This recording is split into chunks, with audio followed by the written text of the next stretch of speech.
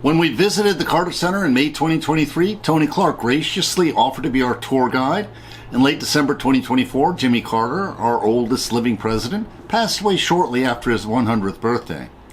In the first of our reflections on his tour, Tony told us many personal stories about Jimmy Carter, including how he grew up on a small farm in Archer, Georgia, attended school in nearby Plains, married Rosalind Carter, and served on a nuclear submarine in the Navy. In our second reflection of this tour, after Jimmy Carter's father passed away, he resigned from the Navy and the Carters moved back to Plains, Georgia to run the family farm and business. He became involved in Georgia politics, in part to further the cause of civil rights, was elected governor of Georgia the second time that he ran, and then ran and won the presidential election of 1976. There are a lot of quotes throughout the museum by President Carter that deal with all sorts of issues, but I think the most important quote here is from Walter Mondale, his vice president. He said, "We told the truth, we obeyed the law, we kept the peace." In fact, I was going through here with the Deputy Secretary General of the UN, and she asked me to take her picture there because she said there aren't enough world leaders who believe in telling the truth, obeying the law, and keeping the peace. And in fact, what Mondale said, he said it in an event we had here. He said, "We told the truth, we obeyed the law, we kept the peace, and we didn't think it was such a big deal." And that's really how they approached government. And I think that's why that is probably the best quote in here. Next, our guided tour takes us to the replica of the Oval Office in the Presidential Library, where the President sits at the Resolute Desk. There's also a replica of the Resolute Desk at his Plains High School Museum, where ordinary citizens can govern the nation. Why is it called the Resolute Desk? Timbers from the British ship HMS Resolute were used to build the Resolute Desk. This British ship was searching for the ships belonging to the doomed Franklin expedition, whose explorers perished searching for a northwest passage threading through the Canadian islands to the Bering Strait. This would provide another route between the Atlantic and Pacific Oceans. The HMS Resolute became trapped in the Canadian ice and was abandoned by her crew. Several years later, in 1856, an American whaler returned her to Queen Victoria. She presented this desk to the American President, Rutherford B. Hayes, as a gift from the British. So it was decommissioned, they pulled it apart, and Queen Victoria had to make a couple of desks from the ship's wood. One of those was the Resolute desk sent to President Hayes in 1880. But when it was sent, it was a partner's desk, which is why there are drawers on the front, cabinets on the front, except it was open in front, so partners could sit across from each other. Different presidents used it in different parts of the White House. Franklin Roosevelt used it upstairs in a study, but he's got polio. His legs are in braces, not crazy about having folks see it. So he used to put a big white wastebasket in front to hide his legs. Didn't work. So he had the panel put in. Had the panel put in as a door, so it can be opened, he can be wheeled up in his wheelchair, legs don't hit the front. Kennedy is the first president to use it in the Oval Office, and it becomes famous when his son, John, comes down and plays hide and go seek, crawls under the desk, opens the panel, and sticks his head out. In fact, Clint Hill, who was the Secret Service agent who was assigned to Jackie Kennedy, tells the story. When Jackie was looking for furniture for the Oval Office, they were down in the basement in the communications room, and there was a desk covered in a painter's tarp, and he pulled up the painter's tarp, and it was the Resolute desk, and she knew the history of the Resolute desk, so she got it in the Oval Office. And the thing that I didn't know, Clint and I were talking, and I referred to Kennedy's son as John several times, and he said no, his name was John. The Kennedys called him John, but what happened is one time there was a member of the press in the Oval Office, and Kennedy is trying to get his son's attention, and Kennedy goes, "John, John," and the name John stuck in the imagination of the press. One of the things Carter did differently in the Oval Office from any other president is he put the sofas back to back. Most presidents have the sofas face each other. That allows a lot of people to talk. He created kind of a formal area and an informal area. The large ornate door leads into some small offices. The president has a private study back there. The room Carter used was previously used by Alexander Butterfield, the man who disclosed that Nixon had recording devices in the Oval Office.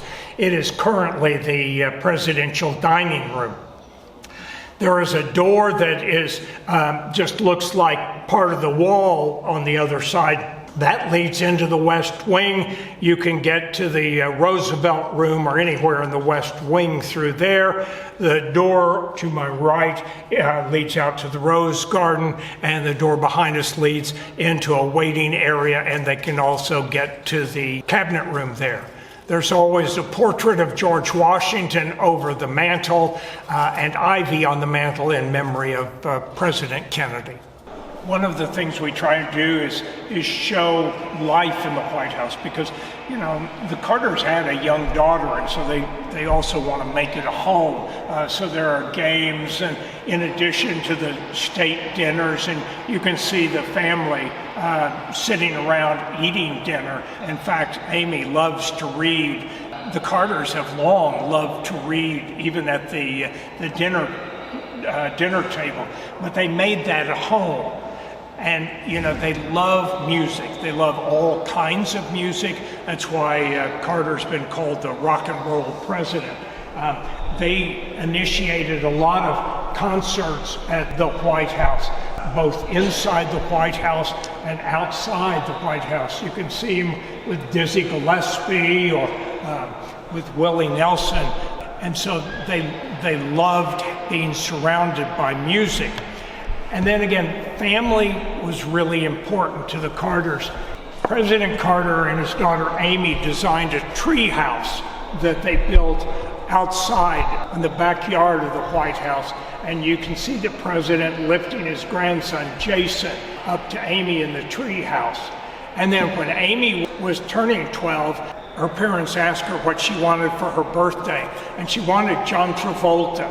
And so when your parents are the president and first lady and your daughter wants to have John Travolta, you can pretty much get John Travolta. These are President Carter's presidential documents in all of these boxes. We have somewhere between 27 and 30 million pages of presidential documents. The thing is, you know, if you go back to George Washington, when he left the presidency, he took his presidential papers with him to Mount Vernon, and that established the legal precedent that presidents own their own papers and can do with them whatever they want, and that is not a good idea. In the case of Washington, when he died, Martha burned all but 2 letters. His nephew Bushrod sent his papers to John Marshall to write a biography, didn't get them back for 25 years. They were a mess.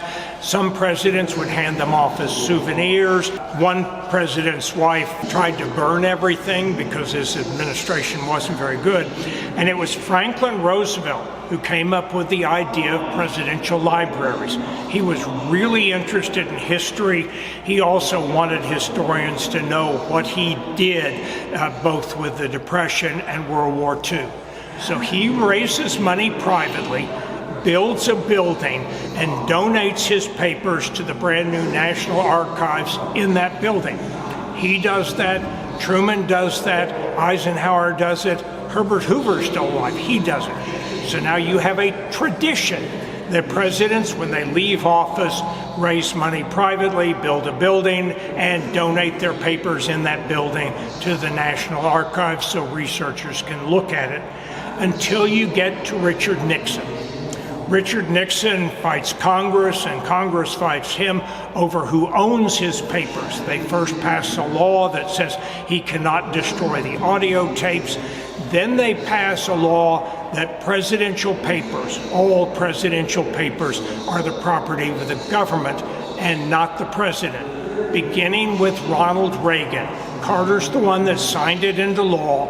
Carter is the last president to own his own papers and through a deed of gift, give them to the National Archives, beginning with Reagan.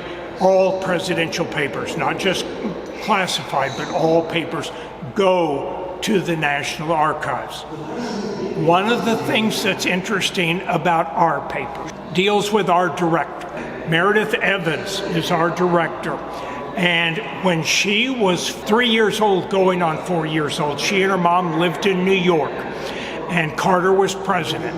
And she wanted to have her 4th birthday party at the White House. So along with her mom, they write a letter to President Carter saying, Meredith is getting ready to turn 4. She'd like to have her party at the White House. He can come. And they enclosed $1 and some of her drawings in with the letter. You know, the White House gets a ton of letters. And in this case, they turned her request down, returned the $1. But that letter was one of the few letters that are saved from the Carter administration. And in fact, on the 2nd floor, on the end, in one of those boxes, is the letter that our current director wrote when she was a 3 going on 4-year-old child to President Jimmy Carter. So I guess it was destined that she become our director.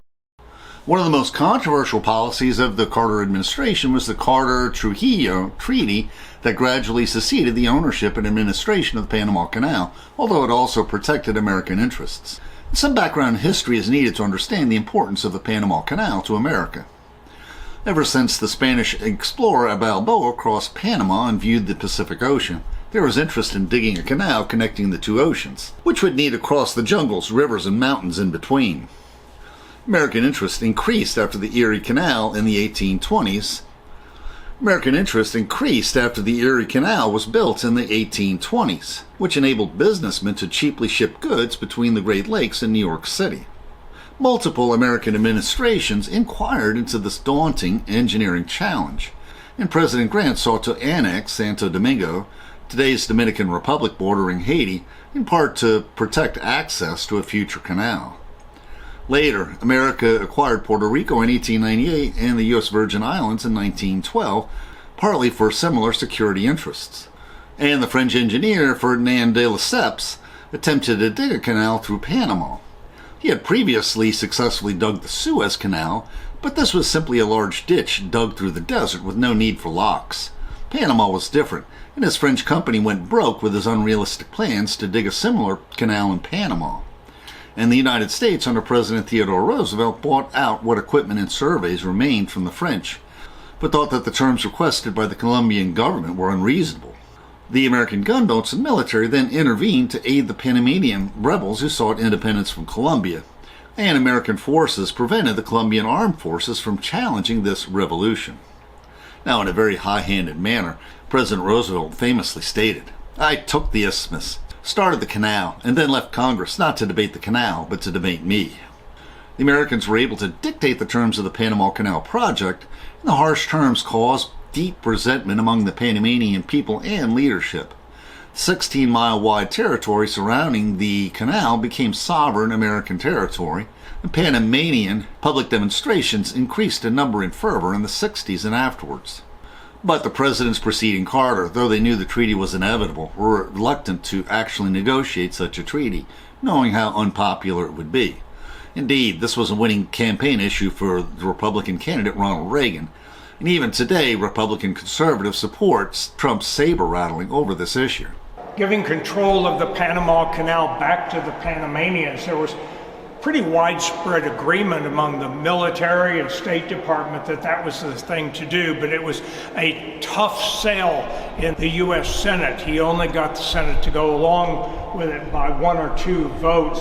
But in fact, it saved, according to military analysts, saved the prospect of violence in Panama by giving the control back to the Panamanians. And in fact, the canal has been widened by the Panamanians and business is booming there.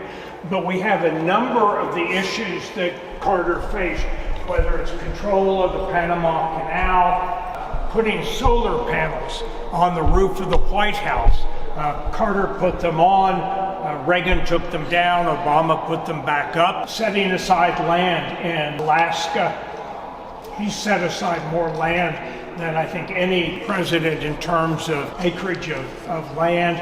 Also, his knowledge that he had from the Navy in nuclear energy made him perhaps one of the best possible presidents when 3 Mile Island occurred or Love Canal, because he understood nuclear reactors.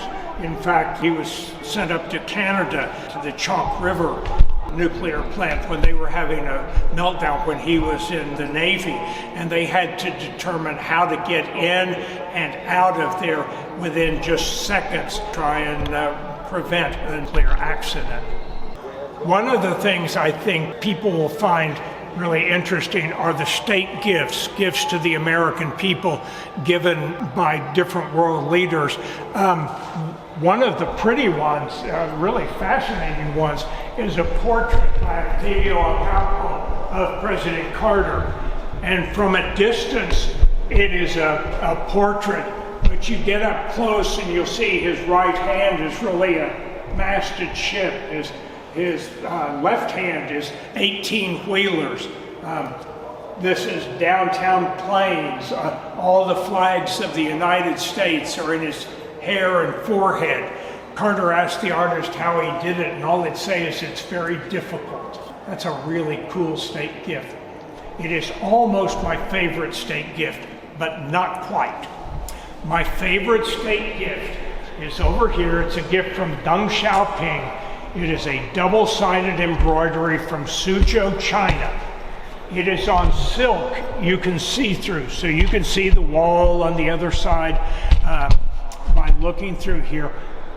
But the kitten on this side, if you're looking at the kitten on this side, you cannot see the kitten that's on this side. They are exactly overlapped. The lady that did it can take a single silk thread, pull it apart until it is 48 strands, thinner than a human hair. You can also walk by it. If you look at it walking by, the light moves on the silk threads. It's really one of the coolest state gifts. In fact, Carter really liked it. He kept it in the Oval Office, and when the museum opened and we put the kitten and Manus here, he had a friend who was a volunteer at the Carter Center who was able to find him another one that's very similar to this that he has in his office next door. The Camp David Accords between Israel and Egypt are probably one of Carter's greatest successes, and it was never guaranteed success because almost from the time they first met, Reagan and Sadat really wouldn't talk to each other. Their cabins were right next to each other, but they wouldn't talk. So it became incumbent on President Carter to figure out something that they would agree to, and also to get them to stay, because after a few days, Sadat was ready to throw in the towel and leave, and Carter had to talk him into staying. He said it was one of the most intense one-on-ones he's ever had. And then around day 12 or 13, they're pretty close to an agreement, but there's a letter that Reagan can't sign, and so he's told Carter he's leaving. But he has a favor to ask. He wants pictures of the three of them, Sadat, Carter, and Reagan, that he can give to his grandchildren. And so Carter's secretary, Susan, gets the names of Reagan's grandkids, and she gets the pictures printed. And she talks Carter into writing notes to each one of Reagan's grandkids on each one of the pictures. And he takes them over to Reagan, and they're standing on the front of the cabin. And at first, Reagan just sees the pictures and doesn't react. But then he looks at them and sees the names of the grandchildren that he adores. And Carter starts talking to him about the need for an agreement for the future of their grandchildren. He makes it personal, and that's what ends up saving the talks. In fact, there is a portion of our introductory film where we have Ambassador Andrew Young says, since the time of that agreement, no Israeli has killed any Egyptian and no Egyptian has killed any Israeli, and that's a remarkable feat.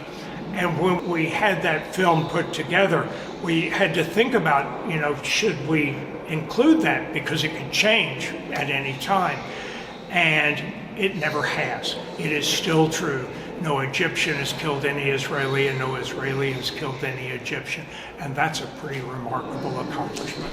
What was cool is years ago, Anwar Sadat's widow was here. And to go around with Mrs. Carter and Anwar Sadat's widow and see her looking at pictures of her late husband is really cool.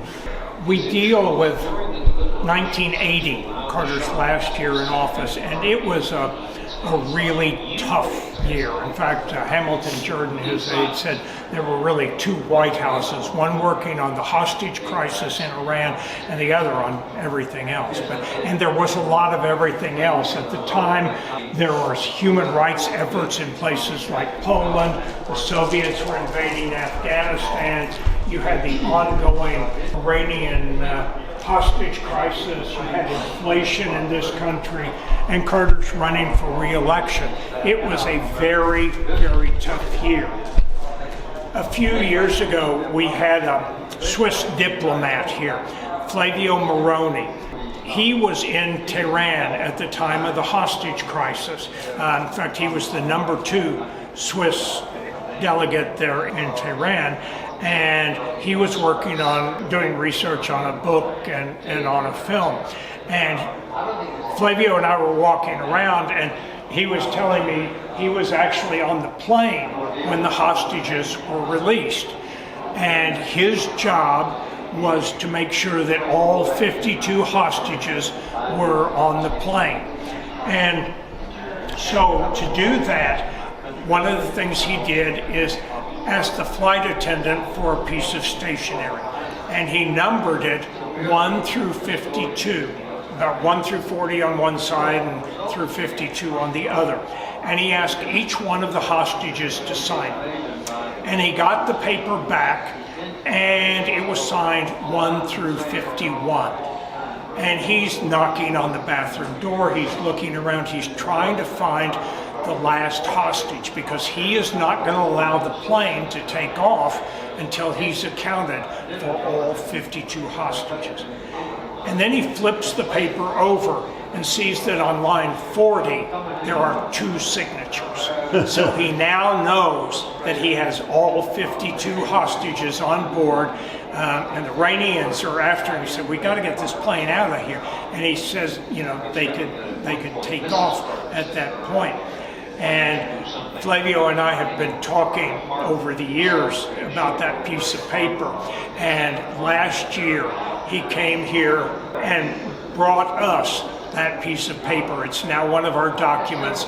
We're going to redo the museum some so people can see this piece of paper, this piece of stationery from a Tehran hotel with all of the signatures of all the hostages on it, taken on the plane as they were getting ready to leave Tehran. In fact, we did a program with one of the hostages and one of the attempted rescuers back last year, and I showed the hostage the sheet of paper with his signature on it, and he said, I can tell you that's my signature, but I can't remember this. That was an awfully important day, and we were thinking about getting out of Tehran that day. He was excited to see it, and we're excited to have that in. And the Ayatollah said that didn't want to release the hostages until Reagan was in office. There are 2 different stories. I mean, Flavio tells the story that he delayed the plane until, unfortunately, after Carter had left office because he couldn't find a hostage. It's also the story that has come out about Reagan's campaign folks, including former Texas Governor John Connally, speaking to people in Tehran to keep the hostages until after the election, thinking that they can get a better deal with Reagan than they could with Jimmy Carter. There are others who believe the rescue attempt would have worked if there had been one more helicopter, because they lost 2 helicopters going in for the rescue attempt. They're all kind of what ifs, is that. And the thing I think about is someone, after Carter lost the election, someone said to Carter, "This just isn't fair." And Carter's response was, "Who told you life is fair?"